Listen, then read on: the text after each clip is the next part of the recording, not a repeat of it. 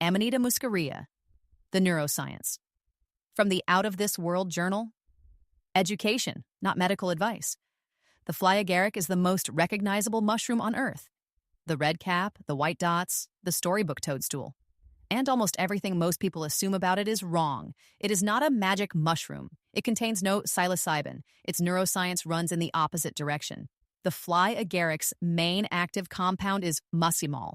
Muscimol is a potent, direct agonist at the GABA-A receptor, the brain's primary inhibitory system. This matters because it makes Muscimol fundamentally different from alcohol or benzodiazepines. Those drugs only nudge the GABA-A receptor. They make it more responsive to the brain's own GABA.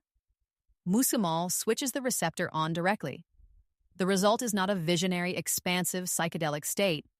It is sedative, dreamlike, and at higher doses, deliriant. A downer, not a psychedelic. There is a second compound, and it is the dangerous one, ibotenic acid. Ibotenic acid is an excitotoxin, a molecule that overexcites neurons through the glutamate system until they are damaged. In fact, neuroscientists use ibotenic acid in the laboratory as a tool to deliberately lesion or destroy specific groups of neurons in research animals. That is how potent it is. So why do traditional preparations dry the mushroom or simmer it before use? Chemistry. Drying and heating drive a reaction called decarboxylation, which converts the neurotoxic ibotenic acid into the milder muscimol. The folk practice of drying the fly agaric is, in effect, a crude chemistry step to reduce the toxin and increase the sedative. It does not make the mushroom safe, but it explains the ritual. The honest safety picture is this. Fly agaric poisoning is rarely fatal, but it is genuinely unpleasant and sometimes serious.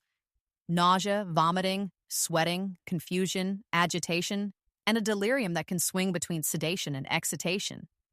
Because the effects are unpredictable, dosing is notoriously inconsistent. The potency varies enormously between caps, seasons, and regions. And here is the 2026 twist. In the United States, Amanita Muscaria is federally unscheduled. It is legal, with Louisiana the notable exception, and it is now sold openly as gummies, capsules, and functional beverages, marketed as a legal path to altered states. The science behind those wellness claims is close to non-existent.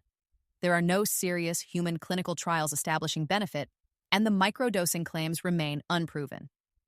The fly agaric is a fascinating molecule and a beautiful organism, but it is a sedative deliriant with a real neurotoxin inside it, not a gentle legal version of a magic mushroom. Know what it actually is. For the full, fully cited breakdown, read the article at Out of This World journal. This has been the Neuroscience of Amanita Muscaria. Education, not medical advice.